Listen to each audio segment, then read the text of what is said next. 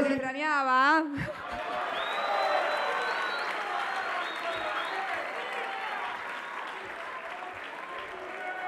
¿Me extrañaron también ustedes? ¿Mucho, poquito, más o menos?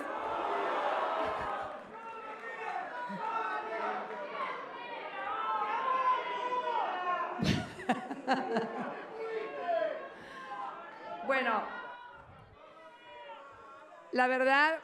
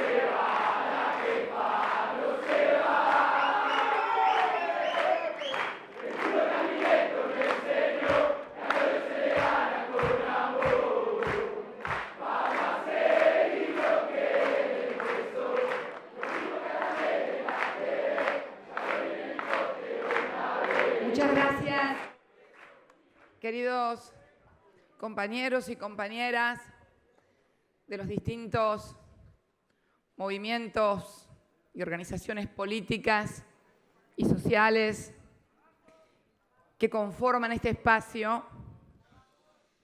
Milagro Sala también está presente hoy junto a nosotros.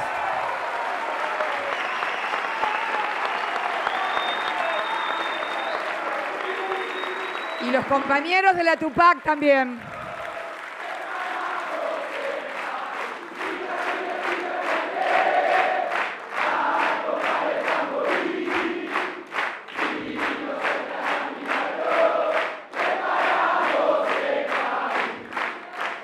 La verdad que, bueno, en realidad no nos encontrábamos más allá de encuentros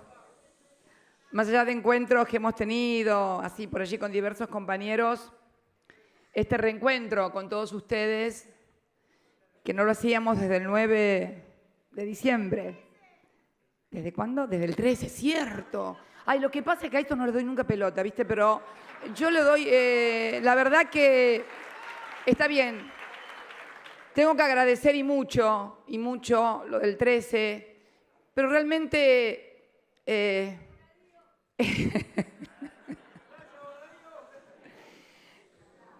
El 9, ¿por qué? Porque fue un punto de inflexión para todos nosotros realmente. Y las cosas cambiaron desde el 9 de diciembre, no como habían prometido, pero cambiaron. Cambiaron y mucho. Ayer charlaba, saben que fui por la tarde a la Isla Maciel, la parroquia, a hablar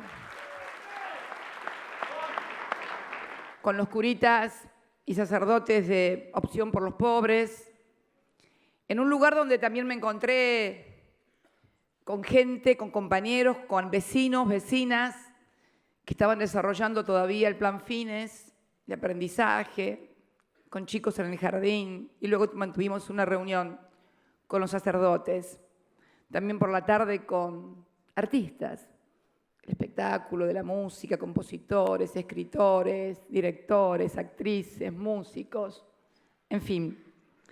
Y hoy junto a ustedes, los militantes, tan vilipendiados y con intentos de degradar la política y de convertirlos a todos en algo, un escalón un poquito más arriba que delincuentes. Realmente esas cosas no son buenas para nadie, no son buenas para el país. Y yo quiero pedirles disculpas también. Pedirles disculpas no solamente a los militantes que están acá, porque hay militantes de otros partidos también que no están acá. Es más, por allí son militantes opositores, seguramente muchos que ayudaron a que el actual gobierno sea gobierno, también militaron en sus locales, el radicalismo, algunos otros. No hay que silbar a nadie.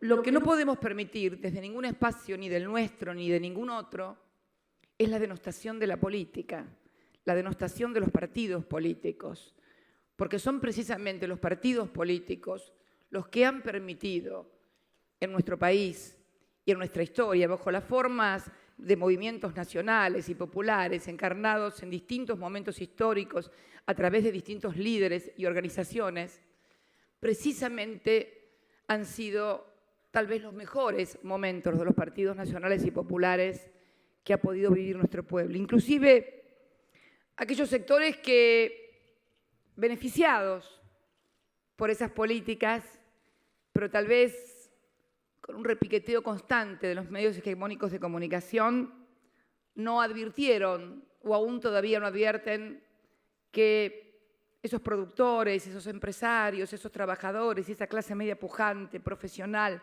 científicos, pudo desarrollarse y crecer a la luz de un país que impulsaba precisamente la inclusión. Porque esta es la característica fundamental de la inclusión. Los proyectos de inclusión no distinguen entre propios y ajenos, incluyen. Por propia definición.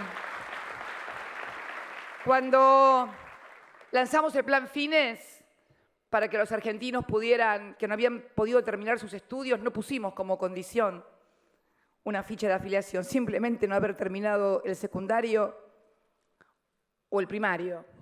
Cuando lanzamos las moratorias que permitieron incorporar a más de 3,5 millones de jubilados y pensionados a los derechos, no le preguntamos a quién habían votado, simplemente incluimos.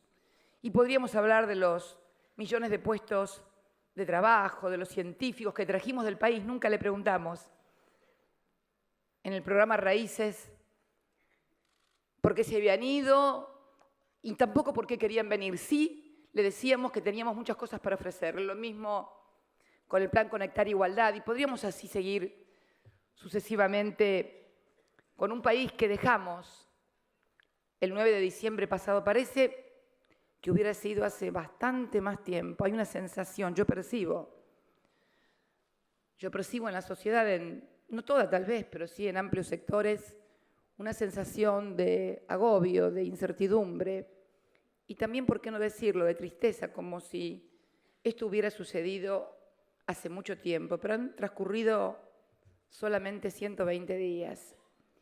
Y en 120 días se han desatado persecuciones. Allí está la silla vacía de la compañera que todavía no sabemos por qué está presa, porque además, nadie está solicitando un bill de indemnidad para nadie. Todo el mundo está sometido a la justicia, desde el presidente para abajo. Eso también deberían saberlo los jueces. Todos, familiares, amigos, ministros, empresarios, todos.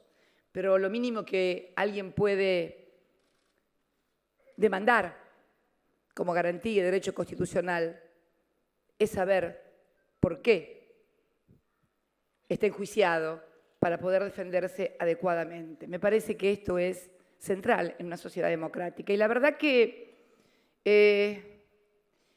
las cosas que uno ve, que le cuentan, los relatos que uno escucha acerca de empleados públicos que cambian o eliminan los perfiles de sus Facebook, de sus Twitter por temor a ser despedidos, o los que ya fueron despedidos, o los que están a punto de ser despedidos porque no le asignan ninguna tarea.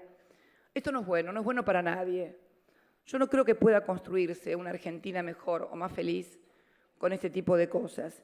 Y creo que debemos verbalizarlas en voz alta, sin agravios, pero verbalizarlas. Alguien tiene que alzar la voz para decir que estas cosas deben cesar, que la persecución nunca fue buena y que solo trae enfrentamiento y división entre los argentinos, sobre todo para aquellos que vinieron, por lo menos en el discurso, a unir a los argentinos, pero que en los hechos realmente estamos viendo que esto no sucede.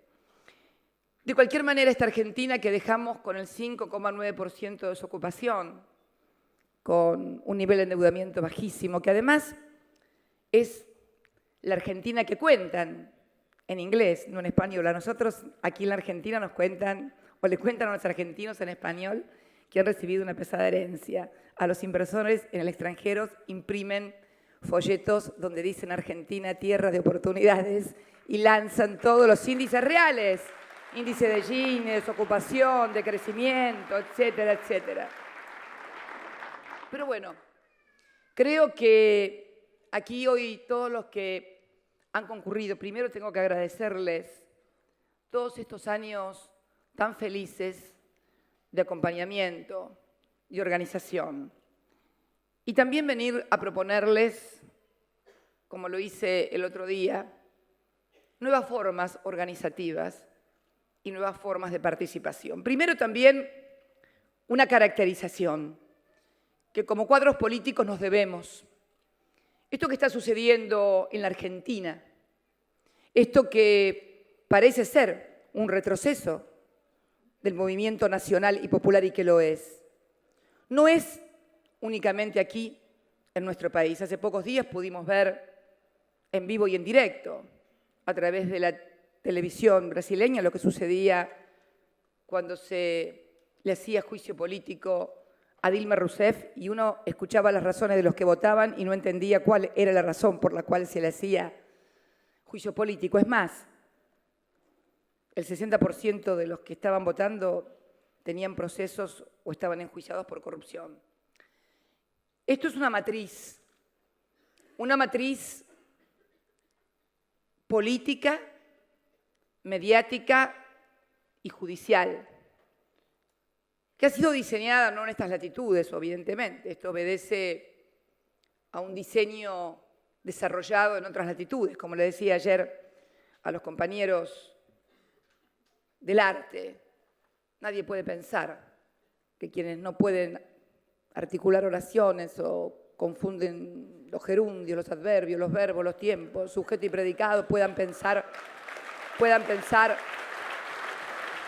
o diseñar una estrategia de esta naturaleza. Y no es una visión conspirativa de la historia, pero si uno ve lo que sucedió en el plebiscito también de Evo Morales, del compañero Evo Morales en Bolivia, todo lo que se desarrolló como campaña previa a la votación del hermano pueblo de Bolivia, ve también características similares. Yo cuando estuve con Dilma la última vez en Brasilia, que ya venía todo un proceso, le advertí que le estaba sucediendo a ella los intentos destituyentes que sucedieron desde el año 2008 hasta el mismo 9 de diciembre, sobre esta presidenta. Infinidad de intentos destituyentes. Desde el 2008, pasando por el conflicto de las patronales rurales, pasando por 8 o 9 corridas financieras, pasando por levantamientos policiales, lo que me voy acordando, ¿no? Porque en realidad hubo de todo y lo más variado. Pero para que ustedes no vean que esto es una visión corporativa, yo quiero mostrarles, yo no sé si se alcanza a ver aquí, esta es la imagen, ustedes saben, de Dilma. Istoé es una revista, un semanario brasileño muy importante, de mucha tirada, de mucha penetración. Y acá la ven a Dilma con una cara, la verdad, es más linda Dilma y más buena. Acá parece una persona muy mala y muy nerviosa. Está, además, photoshopeada, obviamente. Y dice, las explosiones nerviosas de la presidenta. Esta tapa tiene 2 semanas atrás, aproximadamente. Ustedes recordarán algunas otras tapas en nuestro país, no ya de Dilma, con una cara, bueno, miren, esta tapa es del año 2014 y dice escenas increíbles del miedo a Cristina. O sea, la bajada dice, bueno, que todos me tienen terror. La verdad que si me hubieran tenido tanto miedo, no hubieran hecho las cosas que han hecho seguramente, ni dirían las cosas que dicen. Se ve que mucho miedo nunca he podido imponer, afortunadamente. Me gusta mucho más que me amen que me teman. La verdad que... Pero estas dos tapas, una con casi 2 años de diferencia, además de una gran carga de misoginia, porque no podemos obviar, discúlpenme los compañeros, yo sé que... Pero hay una carga de misoginia. Nosotras, discúlpenme, y bueno, que digo, bánquensela. Los que escriben esto son hombres, seguramente, además también. Nosotras siempre somos las nerviosas, las histéricas. Bueno, creo que este diseño regional, esta embestida contra los gobiernos nacionales y populares ya no tiene alzamientos militares como hubo otrora. Ahora los alzamientos son o de carácter judicial y mediático o una combinación de alzamiento mediático y judicial que, por supuesto, como tiene que ser, es motorizado por ciertos sectores de la dirigencia política de un país. Es un modus operandi de estos tiempos para la región. No nos creamos que esto sucede únicamente aquí en la República Argentina. El otro día ¿y por qué es todo esto? Y bueno, podemos ver algunas cosas. Cuando el otro día se estaba discutiendo en la Cámara de Diputados la aprobación o no para el tema de los fondos buitres, parece ser que de algunos sectores de la izquierda, de más izquierda, se nos reprochaba que durante nuestros años, durante nuestra gestión, los bancos habían ganado mucho dinero. Bueno, yo quiero decirles algo. En el último mes que se ha tomado, los bancos han tenido la ganancia más importante de los últimos 10 años. Tomado el último mes contra el último mes de medición del año pasado, o sea, medición interanual, el crecimiento ha sido casi del 80%, más de 23.500 millones de ganancia. Y esto es muy simple. La devaluación más las tasas de intereses que están manejándose con las LEBAC del 38%, tasas totalmente, que permiten una bicicleta financiera, porque en realidad le toman al pequeño, mediano ahorrista en plazo fijo el dinero a un 28 y 29, se dan vuelta, se la prestan al Banco Central al 38, entre un spread, una diferencia entre 9 y 10 puntos, y obviamente va a ser una ganancia finalmente de un 10% en dólares, porque son obligaciones que se toman a 35 días, con lo cual a 35 días, si me bajan la tasa, me doy vuelta y me voy al dólar, porque puedo comprar 2 millones por mes por persona física y puedo comprar más también si es para girar divisas o para cualquier otra cosa. Es una formidable rentabilidad y transferencia de ingresos, porque en definitiva no habría ningún problema con que alguien gane plata, pero cuando alguien gana plata es porque ha dejado de ingresar a otro lado, así es en la economía. Esto se llama transferencia de ingresos de los sectores medios altos, pequeños, medianos, empresarios, porque ¿quiénes pagan el 38%? Lo pagan en descubiertos, en cuentas corrientes, en los intereses de las tarjetas de crédito. Allí lo está pagando la sociedad argentina, con lo cual es una transferencia formidable de la mayoría de los sectores de la sociedad argentina que van desde empresarios, comerciantes, consumidores, clase media, profesionales, trabajadores, todos, hacia los sectores más concentrados. Y la novedad, además, es que esta transferencia, los que mayores beneficios reciben no son los bancos nacionales, sino además son los bancos extranjeros. Porque vamos también, por lo que estoy observando, hacia una reorientación para nuevamente la banca extranjera. Cuando Néstor Kirchner asumió el gobierno el 25 de mayo del año 2003,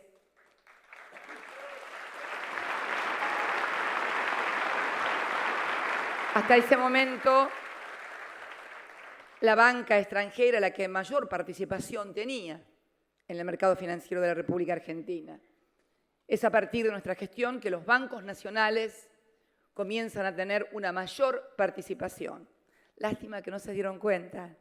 Nos hicieron varias corridas ellos y pensaron que iba a venir un gobierno que los iba a beneficiar aún más. Sí en la rentabilidad, pero no en la participación del mercado. ¿Y en una rentabilidad hasta cuándo? Porque parece ser que para los bancos nacionales va a estar el mercado de las provincias y todo lo demás va a ser para la banca extranjera. Pero bueno, yo creo que es bueno que manejemos estas cosas como militantes, pero fundamentalmente mi intención en el día de hoy era dirigirme a todos ustedes para convocarlos a una construcción y a una organización que tiene que ver con la conformación de un frente ciudadano. Algunos compañeros, entre ellos algunos muy cercanos a mí, me dicen, ¿por qué ciudadano? Cierto, suena por ahí a algunos sectores, tal vez a liberal, no, al concepto, no es liberal. Ser ciudadano es fundamentalmente poder ejercer la libertad de qué vida se quiere tener. Y para poder ejercer la libertad de qué vida se quiere tener, tenés que tener un trabajo que te permita vivir dignamente, proporcionarte una vivienda, estudio para tus hijos y mínimamente vacaciones una vez al año. Esto es ciudadanía, esto es lo que nosotros construimos en estos años. Hemos empoderado a muchísima gente que ha sido promovida, que ha podido ascender socialmente. Tal vez muchas veces, ayer comentábamos con los compañeros del arte un documento elaborado por el vicepresidente de Bolivia, Álvaro García Linera, acerca de un análisis sobre la derrota del plebiscito, en un interesante documento que se los recomiendo como militantes de victorias y derrotas, donde habla precisamente de un fenómeno similar ocurrido en Bolivia en cuanto a la promoción de numerosos ciudadanos que, de pobres o muy pobres, ascendieron socialmente y se convirtieron en clase media, o tal vez en un poco más, en pequeños emprendedores, en pequeños empresarios. Y habla de un término que me gustó mucho, desclasamiento y reenclasamiento. Y habla de cómo se crea un sentido común diferente porque, curiosamente, es como que ese ciudadano que es promovido y asciende socialmente, lo convencen a través de propagandas, que en realidad lo que él ha logrado lo ha hecho por propio esfuerzo, por propio talento, que las políticas del Estado no tienen nada que ver, que al contrario, que el Estado sigue manteniendo vagos. Entonces él, que hasta ayer a lo mejor había tenido algún programa o alguna ayuda y que tuvo la suerte de desprender y de ascender, comienza a mirar a los que todavía no han podido salir, a los que todavía no han podido ascender, como vagos porque le dicen que lo está manteniendo el Estado porque no quieren trabajar, como si alguien no quisiera tener trabajo realmente. Y no es un problema de malos y buenos, es un problema de comprensión y es también un problema de creación de sentido común y es un problema también de hegemonía de comunicación. Y entonces, curiosamente, esta persona que obviamente ha hecho un esfuerzo y que tiene su talento y que merced a su esfuerzo y a su talento pudo aprovechar políticas públicas del Estado, se desvincula de estas políticas públicas y cree que su promoción tiene que ver únicamente con su esfuerzo. Bueno, ahora yo creo que en esta etapa que se avecina vamos a poder comprobar cuán cierto era si solamente con tu talento y tu esfuerzo alcanzaba para tener trabajo que te alcanzara para vacaciones, para universidad, para viajar al exterior, para ir al supermercado y llenar el chango. También va a servir para que los empresarios puedan advertir si realmente su crecimiento, si realmente su acumulación en estos años ha sido producto de su talento empresarial y de su esfuerzo, que seguramente lo han tenido, o ha sido también porque ha habido políticas públicas que han acompañado esto. Por eso creo que, a diferencia de otras etapas en donde era imposible comparar, ¿por qué? Estuve meditando mucho, bueno, 4 meses ayudan, ayudan a comprender, ayudan a analizar. Y realmente uno puede ver la película entera y comprender la evolución de la sociedad.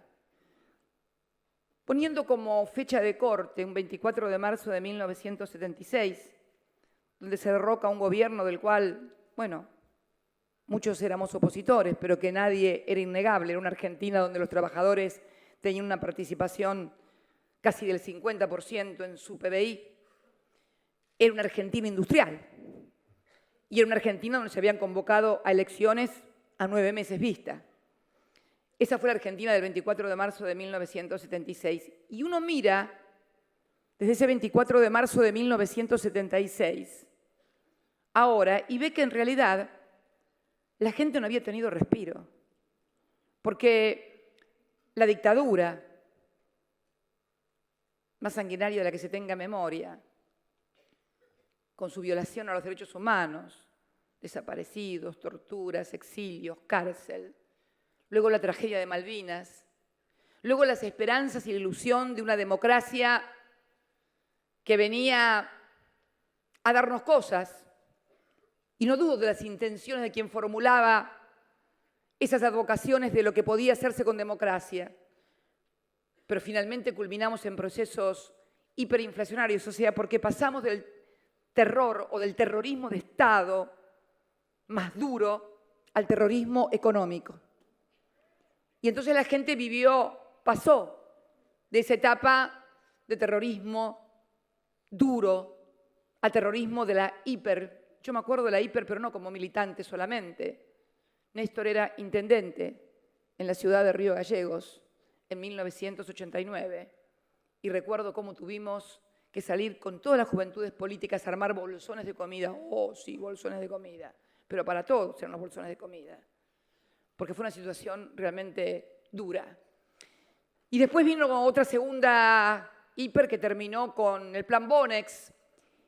Y vino lo que se puede denominar, sí, el veranito de la convertibilidad, que fue como un oasis. Uno siempre fue crítico, pero mirado en perspectiva, y de cómo venía la sociedad desde el 24 de marzo de 1976. Vieron que muchas veces nos reprochamos, durante la época de la convertibilidad, cómo podías viajar, cómo podías hacer esto, no te importaba el otro que se caía, que pin, que pum, que pan. Pero pónganse en el lugar de esa sociedad que venía golpeada, castigada, una y otra vez. Le pareció que finalmente podía salir. Fue muy momentáneo, fue un oasis.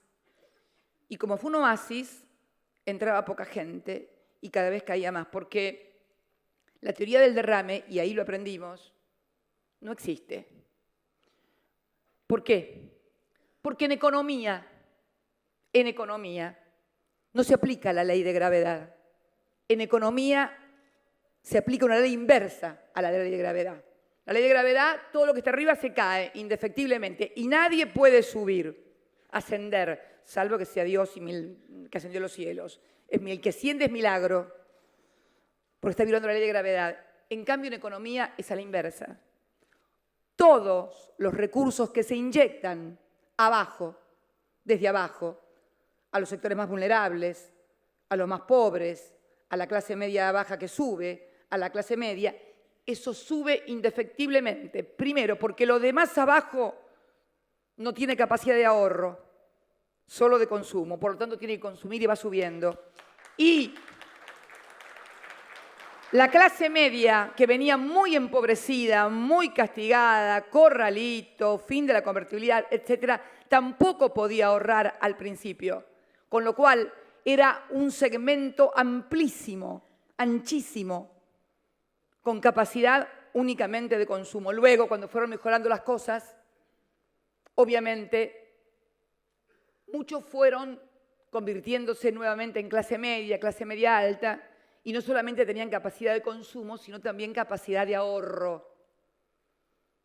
Pero siempre hubo sectores que solamente tuvieron capacidad de consumo y eso es lo que no nos entendieron muchas veces.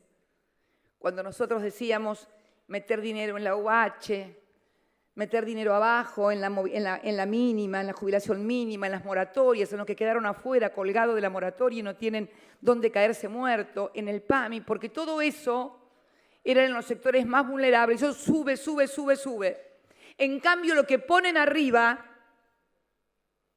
para pequeños sectores, y hay una prueba de ello, se va a Panamá, tenés razón. Digamos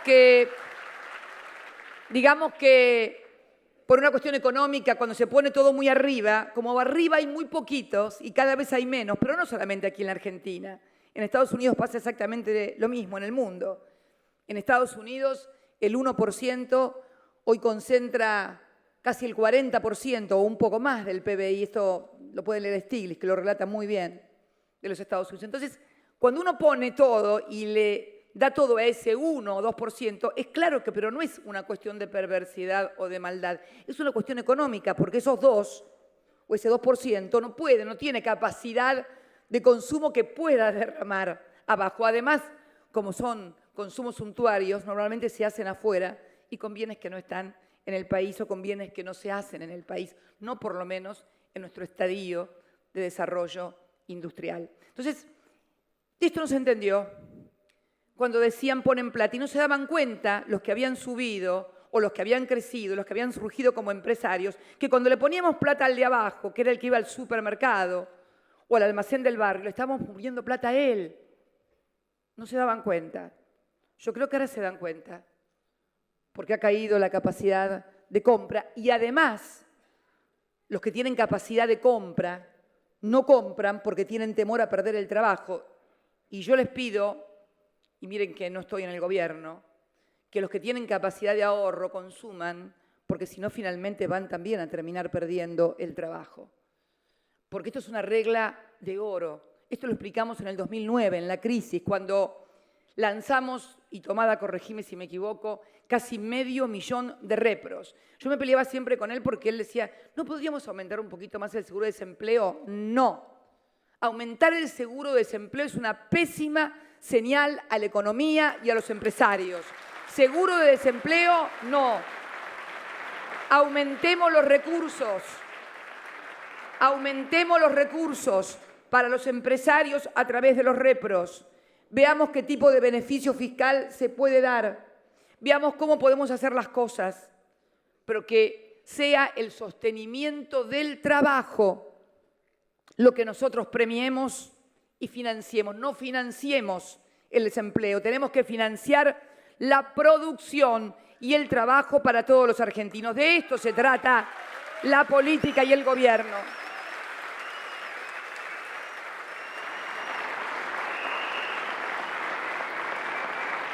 Pero les decía, esa vista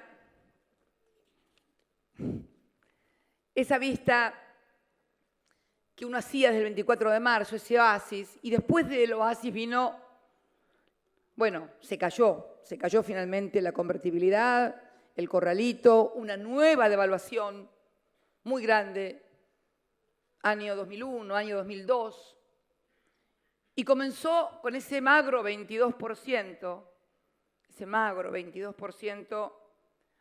un 25 de mayo del 2003, 30 años exactos después de haber estado en la Plaza de Mayo, afuera, gritando consignas, claro. Se sentaba como presidente de todos los argentinos Néstor Kirchner.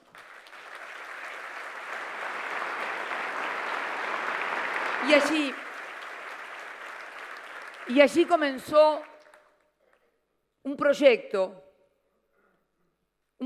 político de 12 años y medio. 12 años y medio. Todos los años nos decían que era un veranito, que el año que viene se caía todo. Tuvimos 12 veranos y medio, más las primaveras respectivas, más los otoños respectivos, más los inviernos respectivos que también los pasamos. Pero tampoco fueron 12 años y medio en donde los derechos ampliados, donde todos los años los argentinos subíamos un escaloncito más. Algunos lo subieron más rápido, otros lo subieron, pero todos podían y todos pueden, porque los desafío a todos a que miren los 12 años y medio de nuestra gestión de gobierno, los desafío y a que miren si todos los días no podían subir un poquito más, cada uno en la medida de dónde venía, obviamente. Desde el que tenía un ventilador que finalmente accedió a su primer aire acondicionado, que ahora lo va a tener que apagar porque no le va a alcanzar para pagar la factura de luz. También de eso vamos a hablar. Hasta los hijos de los trabajadores. Volvimos a esa Argentina en la que era normal que el hijo de un obrero pudiera llegar a la universidad. Yo, hija de trabajadores, mi padre después fue comerciante y empresario, pero empezó de trabajador, pudo tener 2 hijas universitarias. Volvimos a esa Argentina donde los trabajadores podían soñar con ver a sus hijos en la universidad. Y el desafío fue ese, que todos los años pudiéramos vivir un poco mejor, todos los argentinos, y así vimos millones de argentinos obtener trabajo, jubilaciones, pensiones, poder ir por primera vez de vacaciones, que su hijo estudiara, que su hijo tuviera una computadora, que pudieran conocer el mundo, muchos de ellos que tuvieran empresas, comercios, con las dificultades propias que hemos tenido también en esos 12 años y medio, en el cual tuvimos que enfrentar avatares internos generados muchas veces desde adentro, corridas financieras, intentos destituyentes, etcétera, etcétera, hasta un mundo también adverso, en recesión, como comenzó en el año 2008 con la caída de Lehman Brothers y la crisis financiera y de recesión que aún no cesa, porque aún nos enfrentamos a un mundo en recesión. Los consumos en el primer mundo están absolutamente deprimidos. Por eso, hoy tenemos la situación de las economías regionales que no han mejorado por el tipo de cambio. ¿Cuánto tiempo le dijeron a las empresas regionales, a los productores regionales? Muchos gobernadores creyeron que con el tipo de cambio modificado iban a mejorar las economías regionales. Y no era un problema de tipo de cambio, porque la historia de las devaluaciones en la Argentina nos han enseñado que cada vez que había una devaluación es tal el impacto en 2 o en 3 de lo que fue la devaluación para todos los costos internos, que finalmente se pierde aún mayor competitividad frente a un mundo que en recesión está sobreofertado con subsidios agrícolas y para sus producciones primarias en la mayoría de sus países y que por lo tanto nos impide competir. ¿Por qué? Y porque al tambo la devaluación no le sirvió. Primero, porque bajó mucho el precio internacional de la leche en polvo. Segundo, porque le subieron infinitamente los costos internos, desde la logística, el transporte, desde los costos de los medicamentos para las vacas. Hoy la situación, las semillas, pesticidas, herbicidas, no crecieron un aumento del 50%. Todos saben que han crecido el 120, el 130, el 140. O sea, no era el problema ese. Lo hemos discutido muchísimas veces. Hoy tenemos también este problema. Por eso es bueno en este frente ciudadano que yo les propongo que incorporemos en estas discusiones y en estos debates, desde los movimientos sociales, desde los movimientos políticos, a todos, aún aquellos que por allí estuvimos enfrentados o que aún tenemos diferencias, pero que es necesario discutir cómo les va ahora y cómo les iba antes. Si antes tenían más o menos dificultades que ahora. Y en base a eso, generar programas alternativos de gestión y también de solución frente a los pequeños problemas y a los grandes problemas. Hoy yo quiero recordar hablé con una militante de una de las organizaciones que hoy nos acompañan, no importa cuál, son todas iguales, son todos militantes. Natalia tampoco voy a decir de dónde es porque por ahí se dan cuenta cuando menciono a Iván y a pobre Natalia, que está enferma de cáncer a su cerebro, y sigue en el plan Fines, ayudando y coordinando. Y hablé con ella y quiero homenajear en Natalia, de 28 años, del plan Fines, a todos los que siguen trabajando y ayudando. Ayer cuando fui a la parroquia también me encontré con docentes, con una agrupación de docentes, era la agrupación de docentes, creo, por un proyecto nacional y popular. Como verán, eran compañeros. Eran compañeros. Pero estaban enseñando a leer, a escribir y a que otros pudieran obtener su título secundario. Así que este frente ciudadano que tiene que pivotear sobre la libertad también, porque ustedes me habrán escuchado hablar hasta el cansancio, a mí, ustedes mismos también, sobre que éramos un gobierno de la igualdad, y yo estoy muy orgullosa de haber logrado la igualdad para muchos argentinos, igualdad de oportunidades, pero muchas veces sobre esto pivotearon para decir que, bueno, tratan a todos iguales, a los que trabajan, y la igualdad no era esa.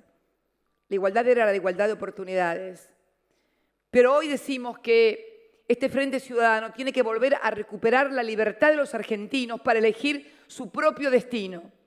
Si no hay libertad, jamás podrá haber igualdad. Y hoy, cuando vos no podés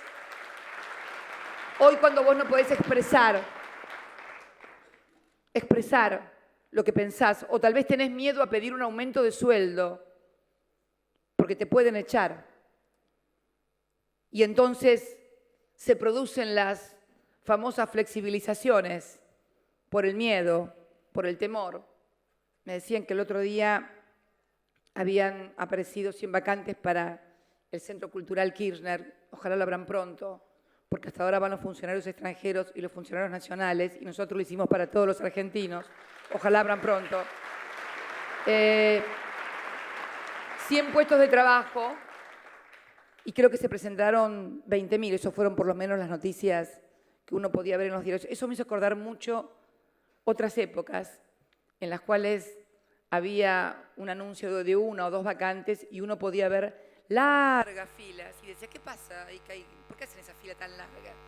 Porque hay 1 o 2 puestos de trabajo y veías fila tal vez de media cuadra o de 1 cuadra. San Cayetano, que durante mucho tiempo, afortunadamente, fue para agradecerle el trabajo. Y bueno,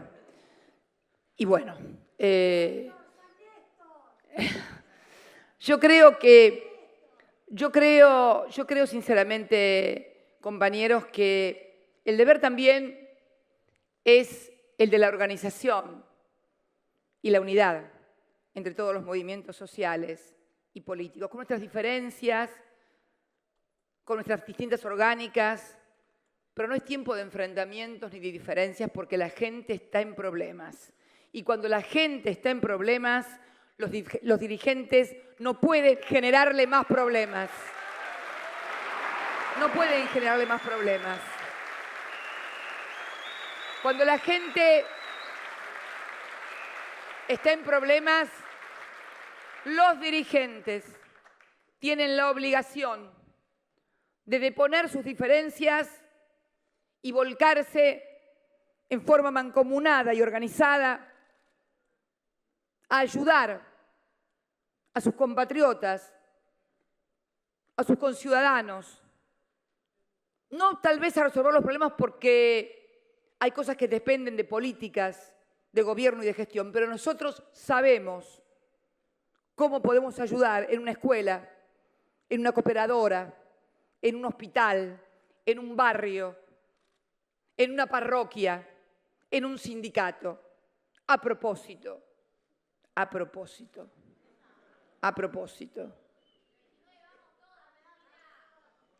¿Cómo?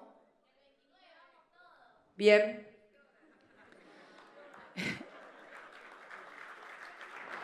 También, y fíjense que tampoco hablo de dirigentes, hablo de fábricas, hablo de talleres, hablo de compañeros delegados, hablo de comisiones internas, hablo de dirigentes regionales. Es necesario volver a retomar el contacto, fundamentalmente en las raíces de los trabajadores, en la puerta de las fábricas y adentro de las fábricas, en los talleres y adentro de los talleres. Porque yo escucho a muchos, y la mayoría, no todos, porque también tenemos que aprender a aceptar los peronistas, que no somos los únicos que hemos contribuido a la construcción de este proyecto. Tenemos que entenderlo, aceptarlo, porque es, además, está en nuestro origen. El peronismo en el 45 no existía. Existía Perón, pero no existía el peronismo. Existían multiplicidad de dirigentes de distintos partidos, extracciones, que iban desde conservadores, pasando por radicales, por comunistas, por socialistas, por curas, por católicos, que conformaron, anarquistas, que conformaron. Por eso, la primera regla de ese Frente Ciudadano es el no sectarismo y el no creerse el ombligo y la columna vertebral de vaya a saber qué cosa. Basta con ese verso de somos la columna vertebral, porque además, ¿sabes qué? Con la columna vertebral sola no vas a ningún lado. Si no tenés cabeza, querido, la columna vertebral sola no camina. No camina.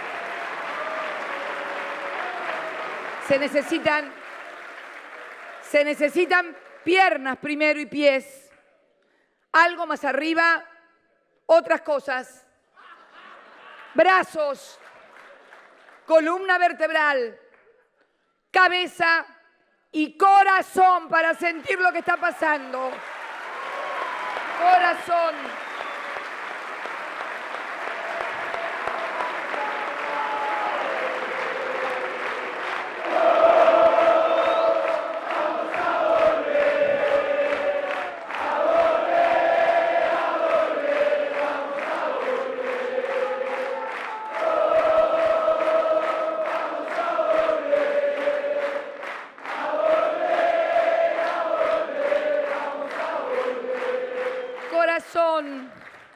Corazón para saber lo que está pasando. Cuando yo siento por ahí que dicen, ¿qué importa si estos son 2 o 3 pesos?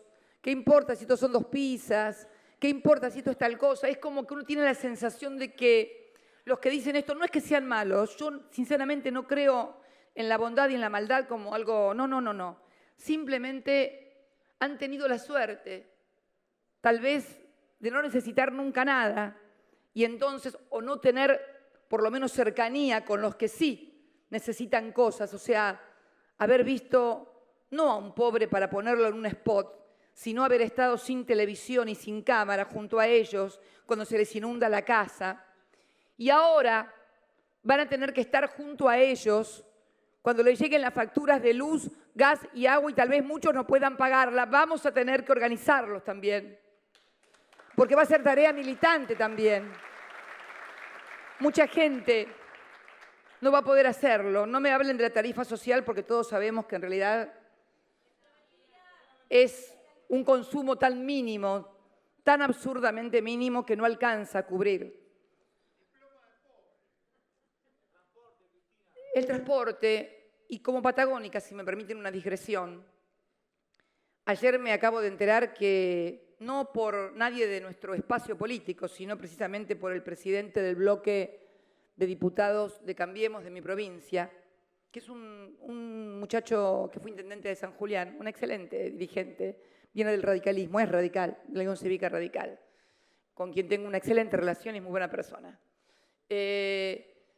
Comunicó que había estado con el ministro de Energía y parece ser que van a reducir al mínimo el subsidio o de hacerlo desaparecer todavía no está claro, el subsidio al gas en la Patagonia, que no es una cuestión, como dice alguno, de ponerse un suéter o una tricota. Con 20 grados bajo cero afuera te podés poner un colchón que necesitas un gas a full todo el tiempo.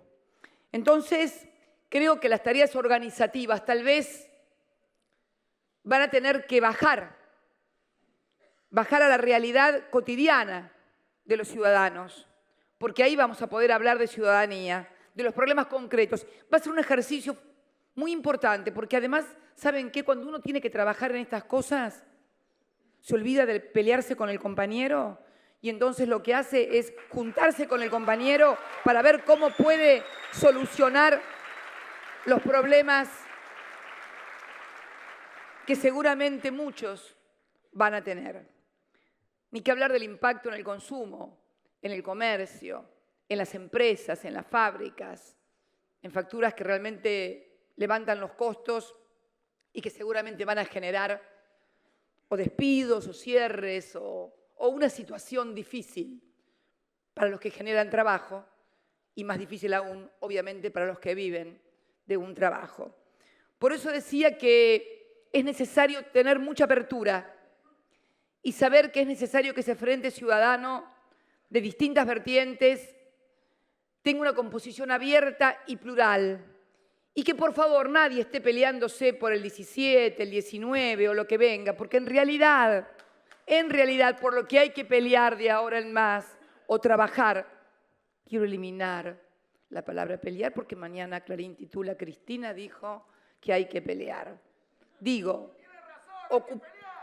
ocuparnos. No, ¿sabes qué? Yo creo que es hora de hablar, convencer, persuadir y hacer ver. ¿Sabés qué? ¿Sabés qué? Mirá vos lo de los taxis con Uber. Mirá por dónde van a entender. ¿Saben que Uber? Claro. ¿Saben? Tal vez no lo sepan muchos, pero ¿saben? Yo no tengo nada contra Uber, aclaro, porque si no mañana ya veo que acción penal porque no sé qué dijo de Uber o nada. Es una multinacional cuyo titular integró la comitiva del presidente Obama, que vino a la República Argentina. No silben a nadie, por favor, que tenemos que demostrar que somos educados, que además nos han tratado de mal educados. Vino al país e integró la comitiva del presidente Obama. Y tengo entendido que también participó activamente en la campaña presidencial del presidente Obama. Por eso digo que muchas veces hasta ni va a ser necesario explicar las cosas. Las cosas se explican solas, como dice una canción muy linda, que no recuerdo quién, pero que a mí me gusta mucho. De Piero. De Piero, tenés razón, del compañero Piero. Las cosas se explican solas. Bien, los jugulares, siempre los jugulares, ¿no? Digo entonces que es fundamental que esta etapa la encaremos con inteligencia, porque mucha gente, y que por favor nadie se enoje con los que, como dije el otro día, el 13, votaron otra cosa y por ahí se pelean entre parientes, entre amigos, entre vecinos, que por culpa tuya. No hay que reprocharle nada a nadie. Le han horadado la cabeza, le han repiqueteado la cabeza, le metieron cosas en la cabeza. Y entonces es necesario, más allá de que pueda haber, obviamente, sectores de la sociedad, porcentajes que estén muy contentos y me parece bien que estén contentos, pero no creo que sea el estado de ánimo. No me parece que sea el estado de ánimo mayoritario hoy de la sociedad. Creo que es el de la incertidumbre, el temor, la angustia. Y esos 12 años y medio, yo creo que muchos creyeron que era el país normal, retomando un poco el análisis que uno hace de la película entera del 24 de marzo. Porque claro, si vos tenías 3 años en el 2003, hoy tenés 16, o si tenías 12 años en el 2003, hoy tenés 24, y a lo mejor terminaste el colegio secundario y pudiste entrar directamente en la fábrica o fuiste a la universidad y te parece normal. Y claro que es normal, debería ser normal que alguien pueda terminar la primaria, la secundaria, y cuando termina la secundaria elige la fábrica o elige seguir en la universidad o elige algún oficio o elige ser comerciante. Pero lo cierto es que esto no fue normal durante décadas en la Argentina. Durante décadas en la Argentina la mayoría de la gente vivió al salto de mata. Durante la mayoría de las décadas vivimos en endeudamiento y viendo venir las misiones del Fondo Monetario Internacional que nos decían esto sí, esto no, aquello, siempre el no. Hasta que finalmente explotó todo. Entonces, mucha gente creyó que realmente estos 12 años y medio eran de normalidad. Y Néstor quiso sí que esa Argentina de 12 años y medio pudiera prolongarse. No, claro que no fue magia. No fue magia que han tenido que reconocer que durante el año 2015, pese a todas las corridas financieras, pese a un mundo en recesión, pese a todos los problemas que tuvimos, los argentinos crecimos. La Argentina creció durante el año 2015. Llegamos al Gini más bajo, llegamos al índice de desempleo más bajo.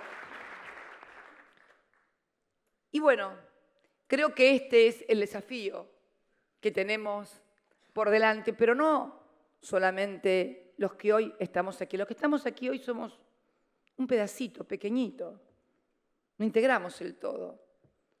Acá hacen falta muchos más. Acá hacen falta muchos más, por actividades, por ocupación, por identidades también. Porque en definitiva creo que construir una Argentina que nos vuelva a incluir, una Argentina en la cual podamos sentirnos seguros, una Argentina en que volvamos a ser medidos con la misma vara. El otro día ocurrió una tragedia en Costa Salguero. Y de repente, cuando uno escuchó promesas y acusaciones de las dos cosas, de ambas, y se encuentra con un hecho brutal, como es que en un lugar no privado, concesionado por un gobierno, un lugar público, porque en realidad es un lugar público que tiene una concesión, que además está bajo jurisdicción y competencia en lo comercial de un gobierno, el de la ciudad, y en lo que hace a prevención de narcotráfico y demás, obviamente como corresponde, de Fuerzas de Seguridad Nacional, encuentra que dentro de ese mismo local, que además la concesión tiene que ver con funcionarios del gobierno y además, por si todo fuera poco, allí adentro se vendían drogas sintéticas y por si todo esto fuera poco, además se cortaba el agua porque estas drogas sintéticas parece que producen sed, fiestas electrónicas, que producen sed y entonces cada botellita de agua la vendían a 60 o 120 pesos y habían cerrado o acotado el suministro de agua. Alguien escribía el otro día, no sé si hoy o ayer en un diario, República Salguero, como una paradoja con lo que fue República Cromañón. Y con una diferencia también, clases sociales de mayor poder adquisitivo participando en esto, que obviamente, pobres chicos, tampoco tienen la culpa, pero ¿qué hubiera pasado si esto hubiera ocurrido en La Matanza? O en Florencio Varela, o en Berazategui. Esta cosa de la discriminación aún en los momentos más terribles y más trágicos. Yo espero, y espero que así sea, que se tenga la misma actitud y la misma severidad que se tuvo con tragedias similares. Es lo menos que podemos reclamar en nombre de esos 6 pibes, de los que siguen todavía en el hospital y de todos aquellos a los que no le pasó nada y que queremos que no le pase nada a ningún hijo. Ni de los de tez oscura, ni tampoco de los rubios, porque en definitiva hemos trabajado mucho por una Argentina de iguales, por una Argentina que no discrimine. Por eso hoy quería estar aquí junto a todos ustedes en un día muy particular. Mañana parto para el sur, si Dios, Bonadío y el gobierno, sí. Mañana y el gobierno me lo permiten, porque está claro que Bonadío y el gobierno casi son una misma cosa. Creo que esto está muy claro, ¿no? Tan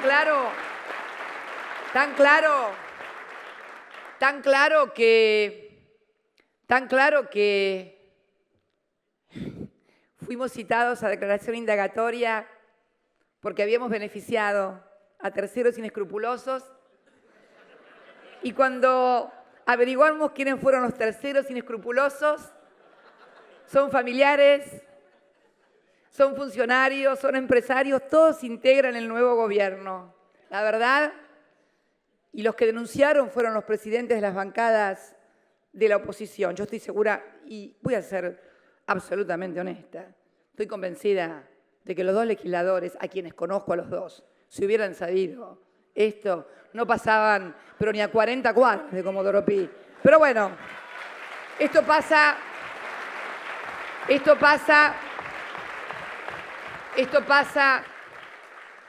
por hacer de la denuncia y la judicialización de la política un método. Ni qué hablar de la ruta K. Y aparecieron en Panamá. Ahora, permítanme una digresión. Ayer leí un artículo en el Diario de la Nación, yo se los recomiendo, donde, claro, porque se descubrieron en los 570 nombres que eran los principales empresarios argentinos, que además parece ser que no tenían en Panamá, también tenían en Seychelles. ¿Se acuerdan cuando me buscaron a mí por Seychelles? Es increíble, pero ahora, cuando los encontraron, iba a decir una cosa que no es correcta, cuando los encontraron en Panamá, en Seychelles, en Bahamas, resulta que era porque en la Argentina había cepo cambiario o no sé qué cosa. Son formidables, no me digan. Son increíbles. Tienen una creatividad que la verdad que hay que envidiárselas. Que además, más que creatividad, yo diría impunidad, ¿no? Impunidad que solamente se puede obtener cuando uno controla, como controla ahora, a todos los medios de comunicación y queda una o dos voces alternativas que además tratan de ser ahogadas. ¿Se acuerdan cómo le picaron la cabeza a la gente que con la ley de medios iba a desaparecer una señal de cable? Bueno, miren lo que pasó. La que desapareció fue la ley de medios. Y también todas las voces alternativas a las históricas voces hegemónicas de la República Argentina. Entonces, cuando uno ve estas cosas, a mí no me sorprenden realmente. Yo quiero recordar, no lo voy a repetir, pero una frase por la cual Néstor fue muy criticado, porque hubo toda una campaña desde el 2007 de llamar a los dirigentes por su nombre, ¿no? No mencionar el apellido. Porque parecía como simpático y canchero. No era simpático y canchero, chicos. Era que nos querían hacer olvidar del apellido que estaba ligado indisolublemente a escándalos y a cosas que habían sucedido y sucedieron durante la dictadura, durante los 80 y durante los 90. No era una ingeniosa propaganda publicitaria. Era una inteligente operación política que se hacía sobre la opinión pública de los argentinos. Esto también tenemos que saberlo. Y me acuerdo que Kirchner, genio y figura, lo sintetizó en una frase que ustedes se deben acordar. Fulanito, claro, que me acuerdo, pobre, como siempre, fue denostado, atacado, inclusive algunos compañeros que siempre creen que siendo políticamente correctos los van a tratar mejor los medios. Y después, primero matan a los políticamente incorrectos y después los terminan matando a ellos. Esto es lo que todavía no se dieron cuenta algunos.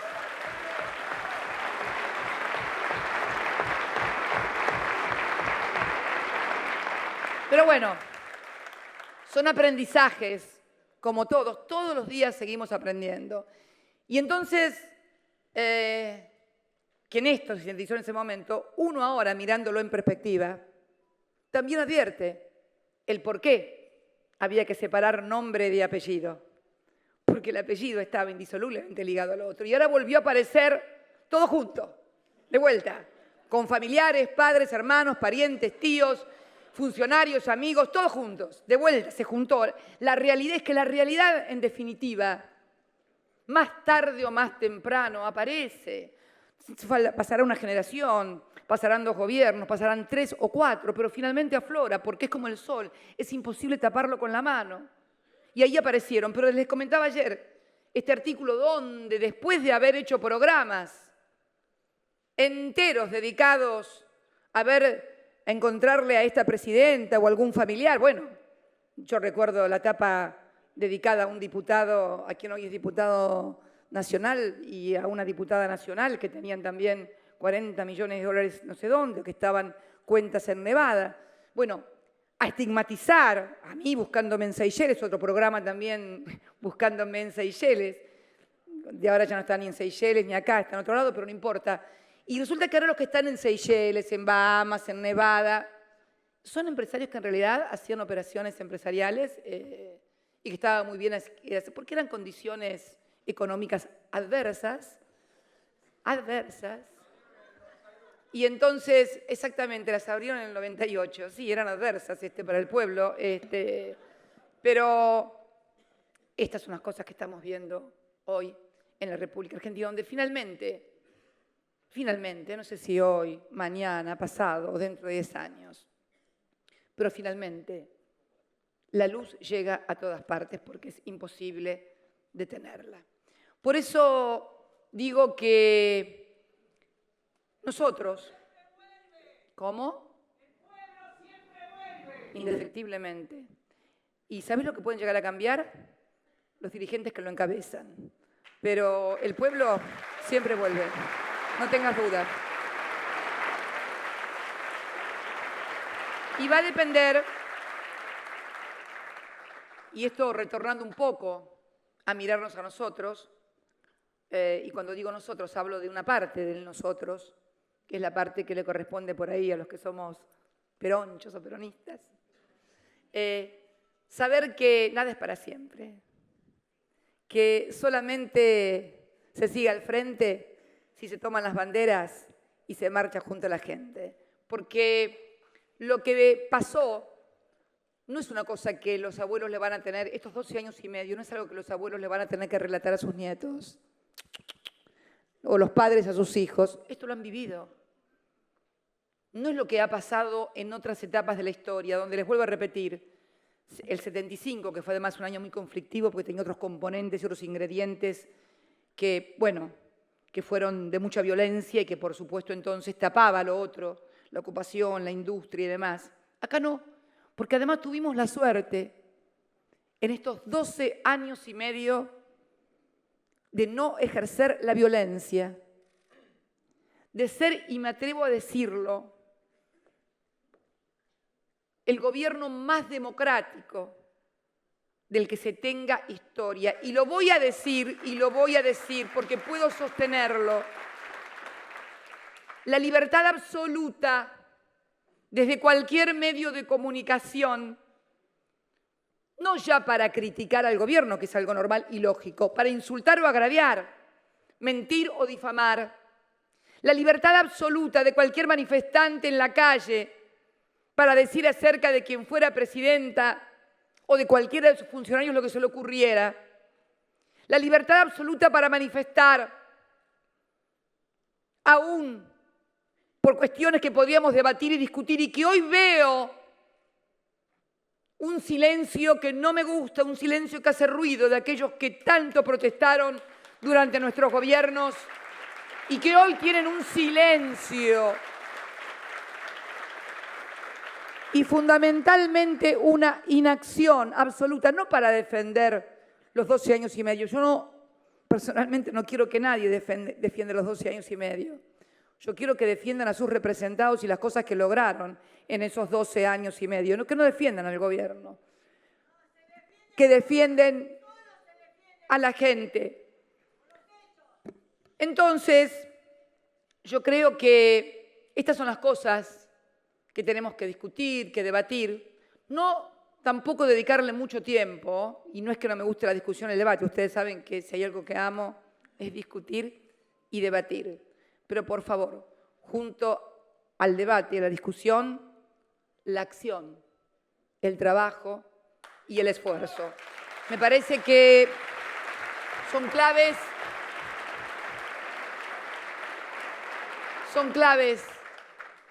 claves para el momento que vivimos. Y la humildad, mucha humildad de todos y de todas. No creernos el ombligo del mundo. Y cuando hablo de esto también hablo de los partidos políticos que conformamos o que conforman el espacio. La humildad de aceptar que nadie es el todo, que todos somos parte. Y la riqueza de esto, precisamente, radica en la suma de todas las partes, porque de ahí se construye lo colectivo. Y no hablo de una unidad estúpida, porque además quiero, sí, definir para qué tenemos que estar unidos. La unidad, por la unidad, no es un valor en sí mismo. Yo quiero que me digan, ¿para qué queremos la unidad? ¿Para defender a los trabajadores? ¿Para representar en las cámaras de diputados, de senadores, nacionales, provinciales, en los consejos deliberantes, en las intendencias, en las gobernaciones, los intereses para los cuales la gente nos eligió? Esa es la unidad que quiero y la unidad que me gusta. Y es la unidad que le demando a todos. Fíjense que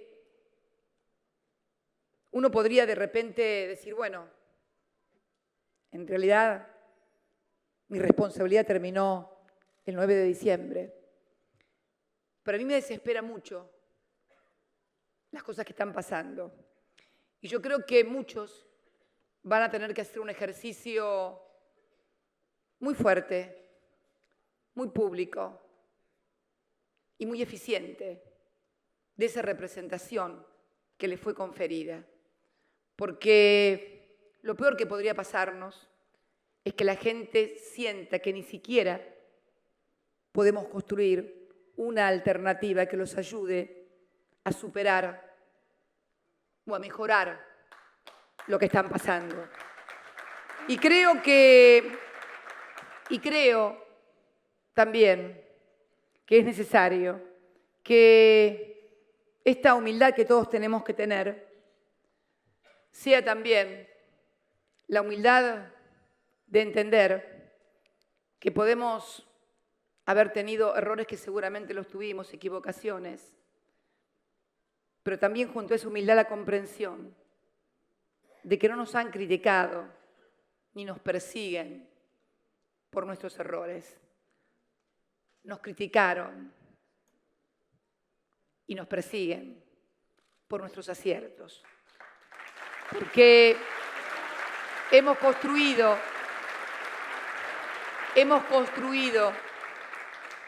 en los argentinos, hemos construido en todos los argentinos, creo, la idea de que otro país es posible. No le pueden decir a los demás que sus hijos no pueden ir a la universidad porque fueron a la universidad.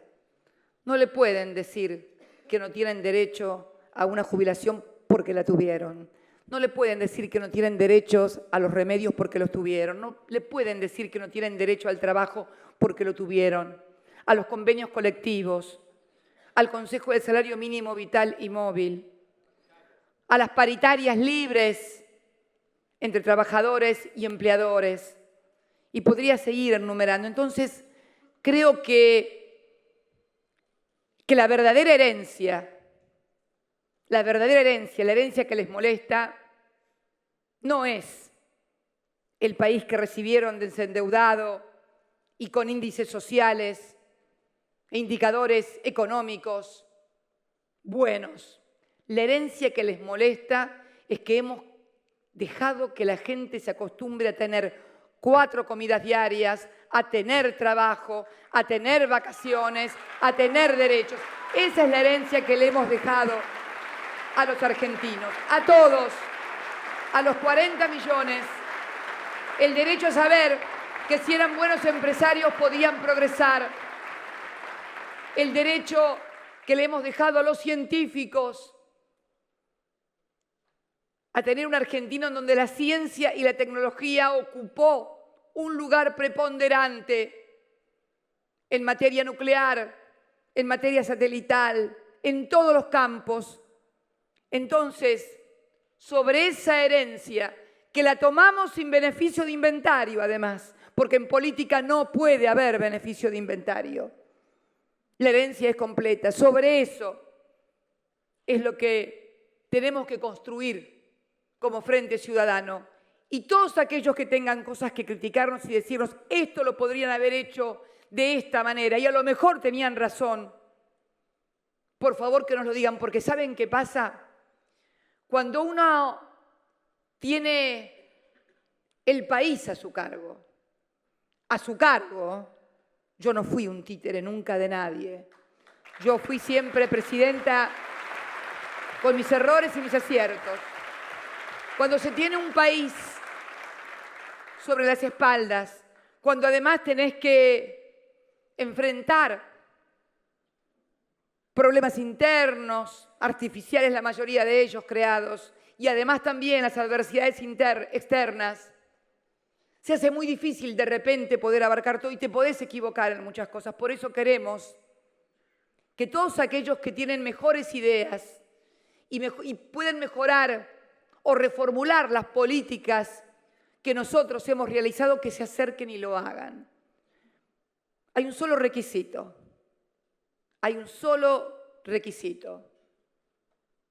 No quitarle calidad de vida a nadie, que nadie tenga una calidad de vida peor de la que nosotros le pudimos dar durante estos años.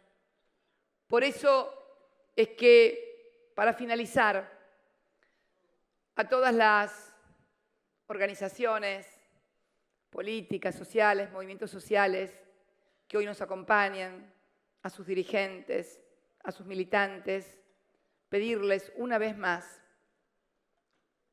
la organización que siempre le hemos pedido y además fundamentalmente el que hagan valer nuestra historia, sin desconocer la de los demás. Pero que hagan valer su historia, que no es nuestra historia ni es mi historia, es la de ustedes. Fueron ustedes los que lo hicieron también. En cada barrio, en cada lugar, en cada partido político. Y que además al vecino que no participó ni en tu organización ni en tu partido político, si no le gusta eso, le hagas ver lo que él pudo construir y que defienda eso que construyó y logró. Y si no sabe, ayúdalo vos.